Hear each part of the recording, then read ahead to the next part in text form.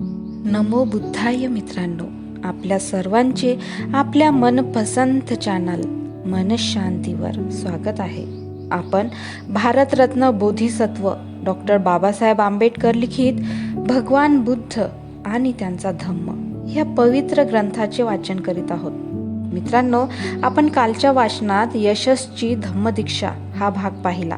त्यात आपण पाहिले की यश हा कसा आपल्या भोगविलासी जीवनात दंग होता, पण जेव्हा त्याला ह्या सर्व जगण्याचा कंटाळा आला तेव्हा तो कसा भगवंतांना भेटला व कशी भगवंतांनी त्याला धम्मदीक्षा दिली हा सर्व घटनाक्रम पाहिला. जेव्हा यशस या भोगविलासी जीवनात आनंद मिळविण्याचा प्रयत्न करीत होता, पण तरी त्याला खरे सुख, खरी मनशांती लाभली ती धम्माचा स्वीकार केल्यावरच. कारण त्याला कळले हे जेही विलासी आयुष्य आहे ते सर्व नश्वर आहे. आपण जर ह्या जगात पाहुणे आहोत, मग समजा जेव्हा आपण कुणाच्या घरी पाहुणे म्हणून जातो तेव्हा आपण जसे योग्य तेच वर्तन करतो, तसे येथे रोजनिशी का करत नाही? का आपण आपल्या हातात जोही वेळ आहे तो सर्वांशी चांगले वागण्यात किंवा खऱ्या आनंदात घालत नाही? हा एक विचार करण्यासारखा प्रश्न आहे, ज्याचे उत्तर प्रत्येकाने शोधले पाहिजे. आता आपला आजचा भाग. चला तर सुरू करूया आजच्या वाचनाला. उपभाग 2, कश्यप बंधूंची धम्मदीक्षा. वाराणसीमध्ये कश्यप नावाचे एक कुटुंब राहत होते. त्या कुटुंबात 3 पुत्र होते. ते उच्च विद्या विभूषित असून कर्मठ धार्मिक जीवन जगत होते. काही काळानंतर मोठ्या मुलाने संन्यास घेण्याचा विचार केला. त्याप्रमाणे त्याने घर सोडले व संन्यास घेतला आणि उरुवेला येथे जाऊन त्यांनी आपला आश्रम स्थापन केला. त्याच्या धाकट्या 2 भावांनीही त्याचे अनुकरण केले आणि तेही संन्यासी बनले. ते सगळे अग्निहोत्री किंवा अग्नीची पूजा करणारे होते. त्यांनी लांब केस ठेवले असल्यामुळे त्यांना जटिल असे म्हणत. हे 3 भाऊ उरुवेल कश्यप, नदी कश्यप आणि गया कश्यप या नावाने ओळखले जात. यापैकी उरुवेला कश्यपाचे 500 जटिल अनुयायी होते. उरुवेला कश्यप हा त्यांचा प्रमुख होता. उरुवेला कश्यपाची कीर्ती फार दूरवर पसरलेली होती. तो जीवनमुक्त असल्याचे म्हणजेच जिवंतपणीच त्याला मुक्ती मिळाल्याचे मानले जात होते. लोक दूर दूरच्या ठिकाणाहून फल्गू नदीवरील त्याच्या आश्रमात येत असत. उरुवेला कश्यपाचे नाव आणि कीर्ती ऐकल्यामुळे तथागतांनी त्याला उपदेश देण्याचा आणि शक्य झाल्यास त्याला आपल्या धम्माची दीक्षा देण्याचा विचार केला. त्याच्या वास्तवाच्या ठिकाणाची माहिती मिळाल्यावर तथागत उरुवेला येथे गेले. तथागतांनी त्याची भेट घेतली आणि त्याला उपदेश व दीक्षा देण्याची संधी मिळावी म्हणून ते म्हणाले, कश्यप, जर तुमचा विरोध नसेल तर मला तुमच्या आश्रमात एक रात्र राहू द्यावे. कश्यप म्हणाला, आपली विनंती मला मान्य नाही. या प्रदेशावर राज्य करणारा मुचलिंद नावाचा एक रानटी नागराजा आहे. तो फार भयंकर आहे. अग्निपूजा करणाऱ्या सर्व संन्याशांचा तो कट्टर शत्रू आहे. तो रात्री या आश्रमात येतो आणि अतिशय त्रास देतो, नुकसान करतो. तो मला जसा त्रास देतो तसाच तो आपणाला त्रास देईल अशी मला भीती वाटते. नागलोक तथागतांचे मित्र आणि अनुयायी झाले आहेत हे कश्यपाला माहीत नव्हते, परंतु तथागतांना ते माहिती होते. म्हणून तथागत पुन्हा विनंती करीत म्हणाले, तो मला कशाही प्रकारचा त्रास देईल याची शक्यता नाही. कश्यप, आपल्या अग्निशाळेत मला एक रात्र राहण्यासाठी जागा द्या. कश्यप वारंवार नकार देऊ लागला आणि तथागत त्याला पुन्हा पुन्हा आग्रह करू लागले. नंतर कश्यप म्हणाला, वाद करण्याची माझी इच्छा नाही, परंतु पुष्कळ भीती वाटते इतकेच. तुम्ही जे वाटेल ते करा. तथागतांनी ताबडतोब अग्निशाळेत प्रवेश केला व तेथे जाऊन बसले. नागराजा मुचलिंद नेहमीच्या वेळी त्या खोलीत आला, परंतु कश्यपाऐवजी तथागत त्या ठिकाणी बसलेले त्याला दिसले. तथागतांची शांत गंभीर मुद्रा बघून मुचलिंदाला वाटले की आपण एका दिव्य विभूतीच्या समोर आलो आहोत आणि तो नतमस्तक होऊन त्यांची पूजा करू लागला. आपल्या अभ्यांगताचे काय झाले असेल या काळजीने अस्वस्थ झाल्यामुळे कश्यपाला त्या रात्री शांतपणे झोप आली नाही. त्यामुळे मोठ्याच अस्वस्थपणे त्याला जाग आली. त्याला वाटले की बहुधा त्याच्या अतिथीला भस्मसात तर केले नसेल ना. या शंकेनेच तो भीत उठला. नंतर उजाडल्यावर कश्यप आपल्या सर्व अनुयायांसहित काय घडले असावे हे पाहण्यासाठी आला.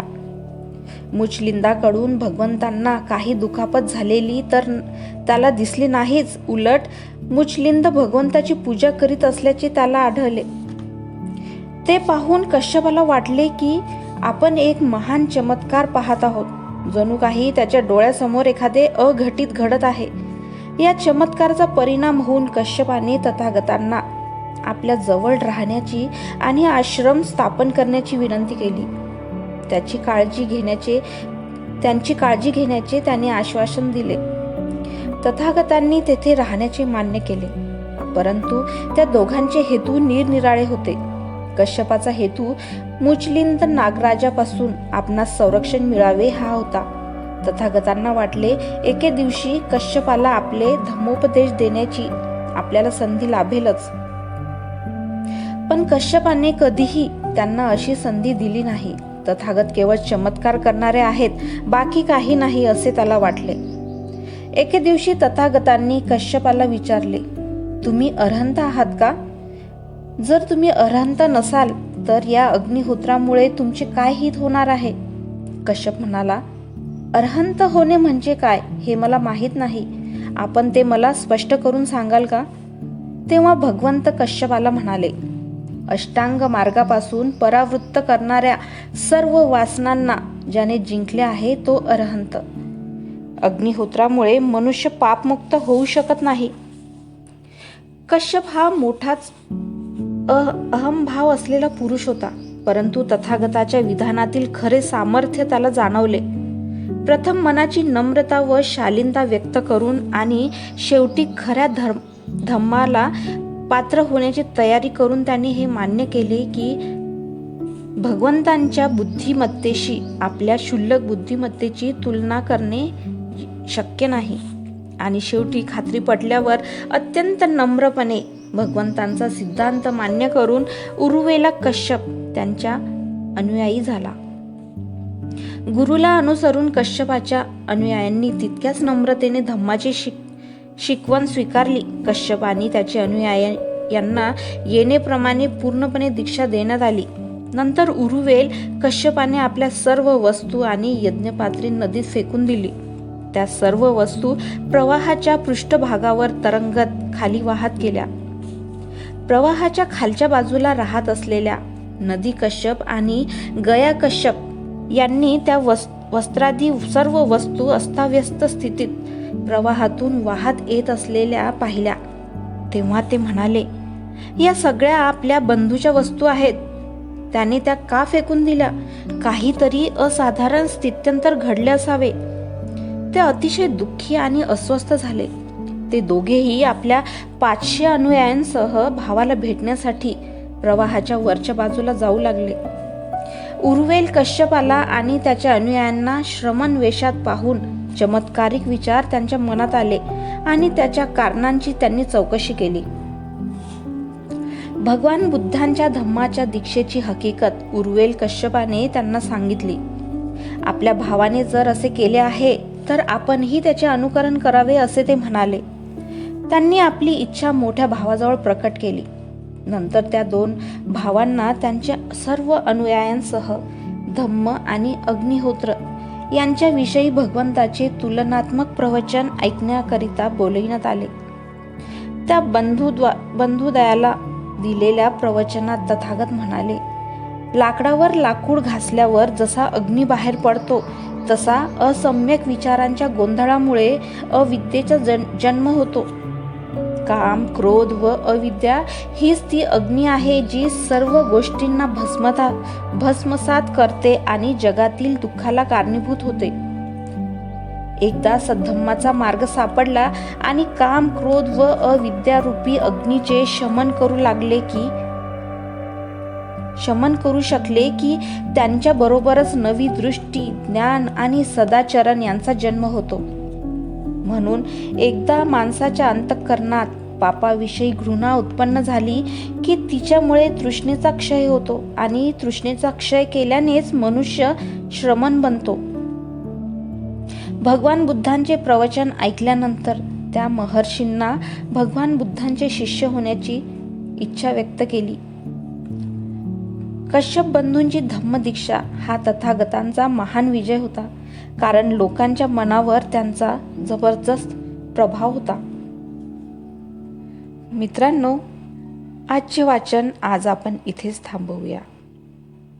धन्यवाद.